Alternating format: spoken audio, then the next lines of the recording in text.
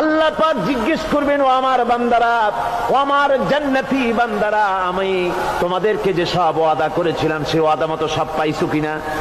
আমি ওয়াদা করেছিলাম আমার জন্য রাত জেগে যদি তাহাজ্জুদের নামাজ পড়ো, নামাজ রোজা হজ যাকাত যদি করো, আমার দিন কায়েমের জন্য যদি আন্দোলন করো, রক্ত যাও, আমার জন্য যদি কষ্ট করো, শহীদ হও, তাহলে আমি তোমাদেরকে জান্নাত দেব। যত ওয়াদা করছিলাম তা পেয়েছো কিনা?